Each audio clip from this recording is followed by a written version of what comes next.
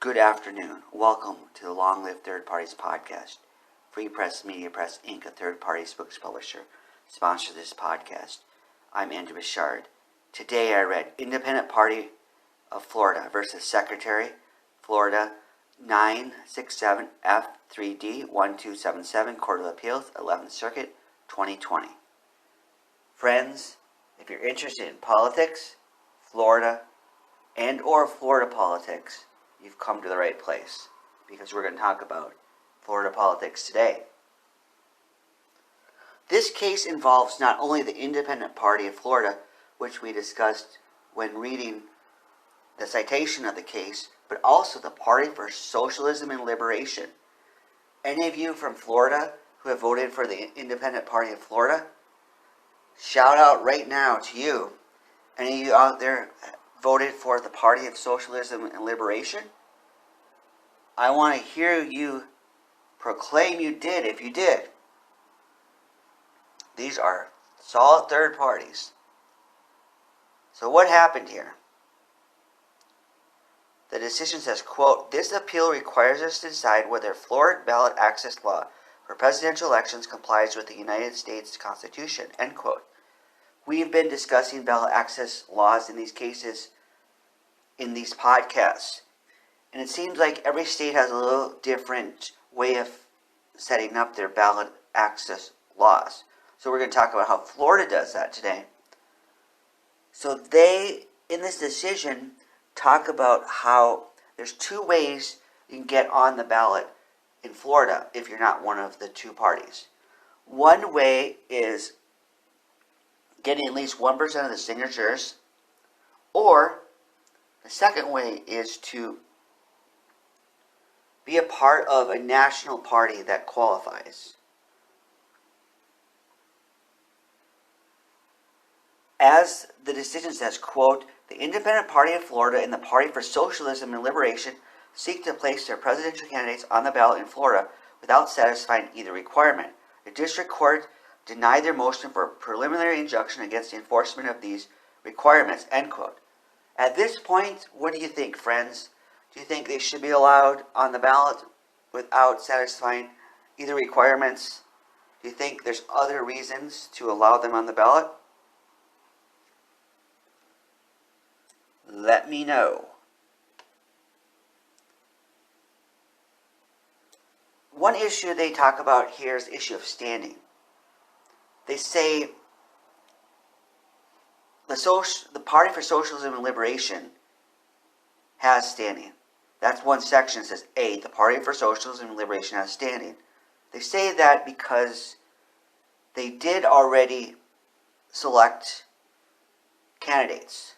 Whereas, according to this, at this time, the Independent Party of Florida did not do that yet. So they do grant that concession. Although that's not the ultimate glory, any concession we can get, we use the momentum to go up, up, up.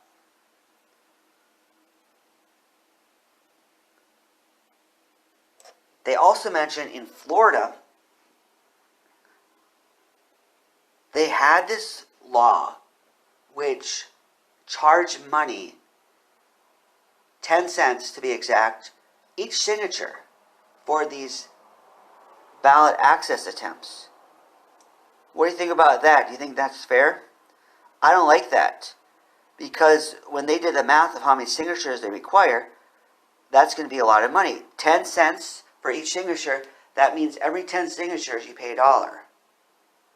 So that adds up fast. I wouldn't like to have to pay for that if I was a candidate in Florida. Would you? No, you probably would not.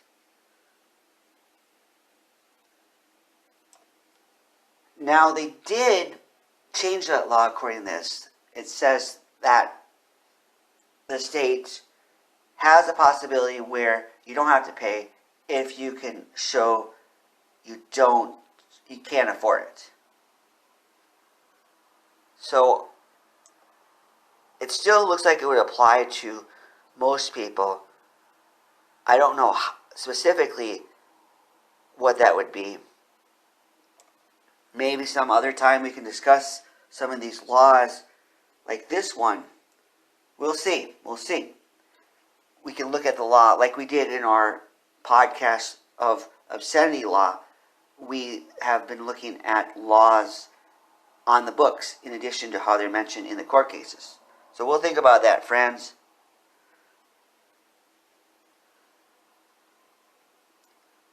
The court here says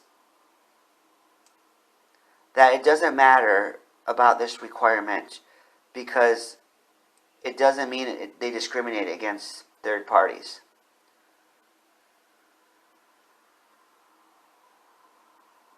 So they ultimately say the following, quote, "For these reasons we conclude that the provision of different routes to the ballot for differently situated minor parties is justified by sufficiently weighing state interests," end quote. And they also say, quote, "We affirm the denial of the motion for a preliminary injunction," end quote. Friends, we didn't win this time, but that doesn't mean we can't ever win in these ballot access cases. I love to see what third parties are doing. And maybe someday you and I can vote for the Party for Socialism and Liberation. I don't plan on going to Florida anytime soon. I like it in Texas. But if you live in Florida, maybe you can vote for the Independent Party of Florida. If for any other reason that they are third parties, you can also have the reason they fought for us in this case, this trial. So friends, let's take heart in this and then let this motivate us. Long live third parties. Goodbye.